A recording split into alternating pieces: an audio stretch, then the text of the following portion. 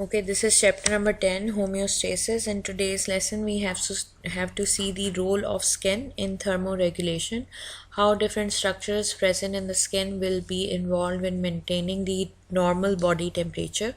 We have read about the structure of the skin in our previous lesson, and now we'll see how those structures are involved in regulating body temperature. This is the structure that we have previously seen. We have blood capillaries here, fat cells or adipose cells. We have temperature receptors which would be able to detect any change in the temperature in the environment. We have sweat glands leading to sweat duct and then sweat pore. Then we have hair and hair erector muscles. All these structures are involved in regulating body temperature to nearly constant level.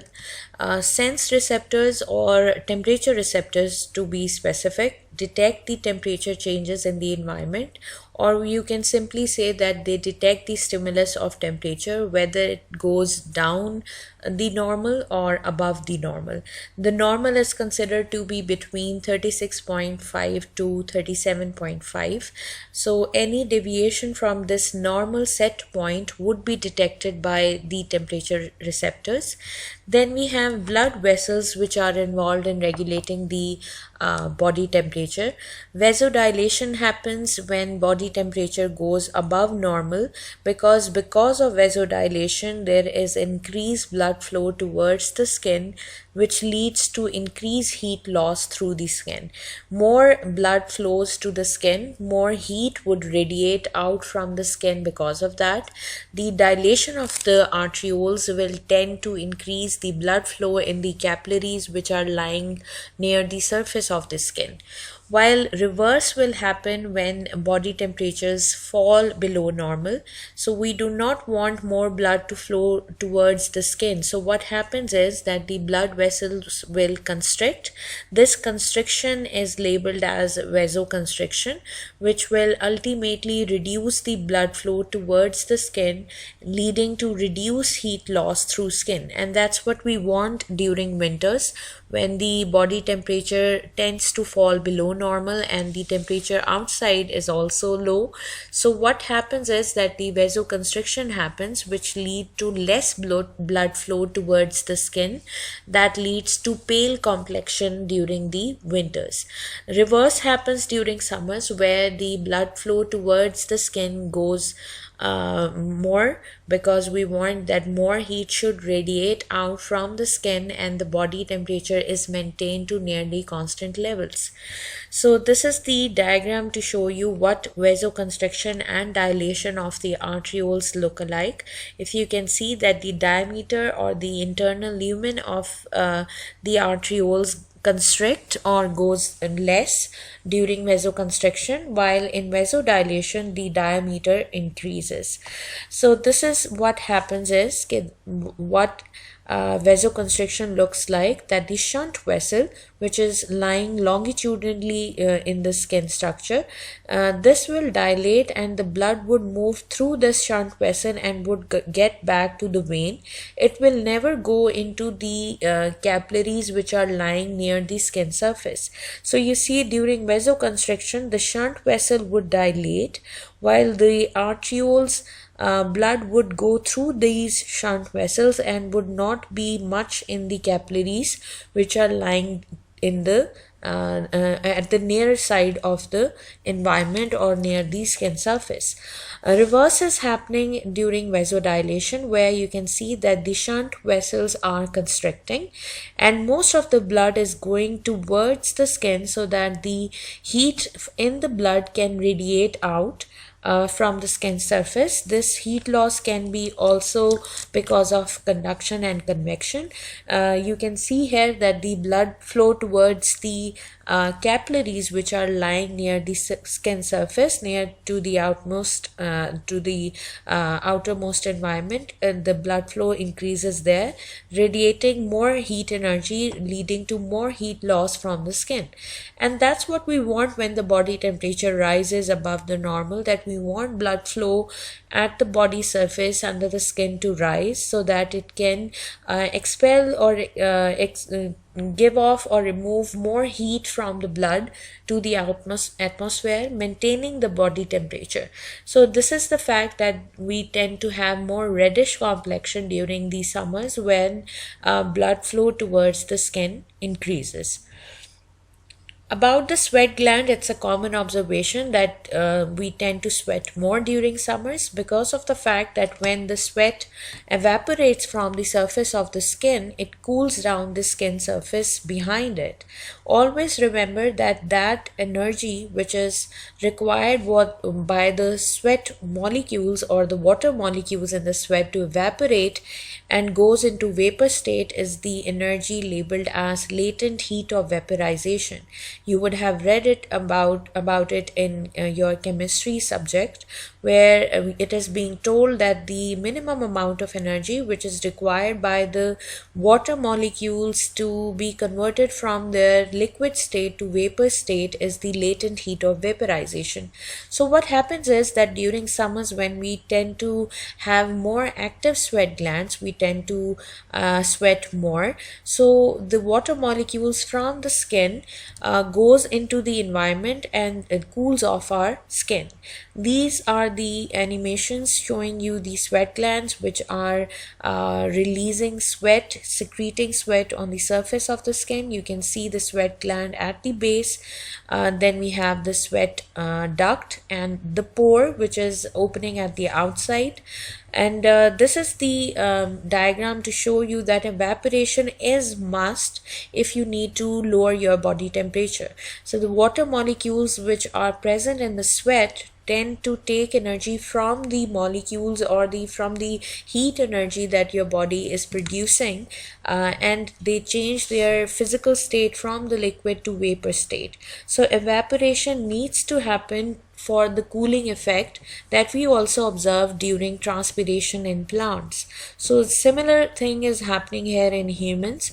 Remember that sweat that drips off your body can't keep you cool unless and until it does not evaporate. So when it evaporates, it takes the excess heat from your skin and changes its form from liquid to vapor state. So if it does not evaporate, it will not cool off your skin or your body temperature.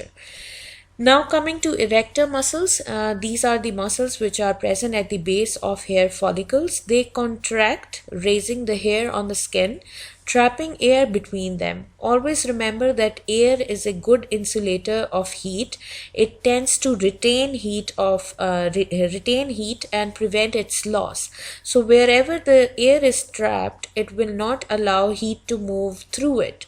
This occurs when body temperature falls, producing characteristic goose pimples or goose bumps.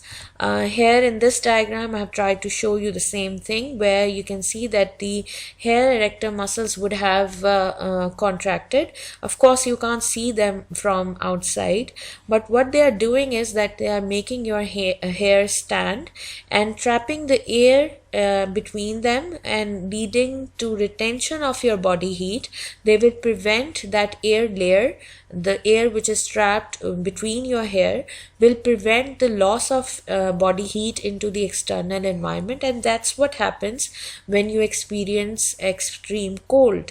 This is the internal structure where you can see that the hair erector muscles are contracting, rising the hair, and those standard hair structures will trap the air between them, leading to insulation of body heat. This phenomenon is not very significant in humans since we do not have much hair, but this process is quite significant in those animals which have thick layer of fur or hair, which will prevent them to lose heat from their body. So whenever they experience winters or extreme cold, what happens is that the air gets trapped between their hair, and it will prevent the loss of body heat from those animals. Next, we have subcutaneous fat or adipose tissues or fat cells which are lying just beneath the skin. Adipose tissues, since they are fat in nature, they prevent the loss of heat from the body. Fat too works as an insulation, insulating the body heat and retaining it, preventing it from the loss. So thicker the fat layer beneath the skin, more retained heat will be. Thinner it would be, more heat would be lost in the environment. So this again is very common in those organisms which are living or experiencing more cold. These animals, just like polar bears and seals, will have a thick layer of fat beneath their skin called blubber. This blubber or thick layer of fat will prevent heat loss from the body into the external environment where the temperature is already very low. Now we have to summarize that what happens on a hot day and what happens on a cold day. If I summarize all these points that we have read, so we have two stimuli. One is when the temperature of the body falls below normal, while the other stimulus can be when the body temperature rises above the normal. The reverse things will be happening in both stimuli. If your body temperature falls, this will be detected by hypothalamus, and what would happen that your blood vessels or arterioles will constrict, leading to less blood flow towards the capillaries that are lying near the skin, and hence there would be less loss of heat. So what about the sweat glands? Like we have read and we have observed also that sweat glands tends to be inactive during winters. They produce less sweat so that there would be less evaporation and less loss of heat. Then we have shivering, which is involuntary contraction of the muscles. This is a very common observation that whenever we experience extreme cold, we tend to shiver, which is an involuntary action. And why it happens? Because of the involuntary contraction of the muscles. So what logic is behind it? That whenever the muscles contract or relax continuously and severely, what happens is that they generate heat. So any metabolic reaction which is increase in the body would tend to increase the heat production in the body, and that's what we want during the winters. So what happens is that our metabolic rate also gets higher. We tend to feel more hungry because the metabolic rate compared to in summers is bit higher in winters than in summers, because metabolic rate should be higher in winters because we need to produce heat energy in our body to keep us warm, to keep our body temperature in normal ranges. So heat is retained by all these processes, while if I see on the other side, when the body temperature rises above normal, the reverse things are happening. Blood vessels are dilating. Arterioles, when dilate, they will transport more blood towards the capillaries which are lying near the skin. So more flow towards the skin of the blood, it means that you are leading to more heat loss through the skin by conduction, convection and radiation. Sweat glands will be more active. They will release more sweat, leading to more evaporation and more loss of heat. And that's what we want during the summers, when our body temperature tends to go higher than the normal. And then metabolic rate, compared to in winters, it gets slower because we do not want more heat to be produced in the body, and that's how the heat is lost in the environment and is remaining under a very strict range, and that's how humans are able to maintain their normal body temperature. This thermoregulation is also an example of negative feedback, where the body works against a stimulus to keep the variable, whatever that variable is. In this case, that is the temperature.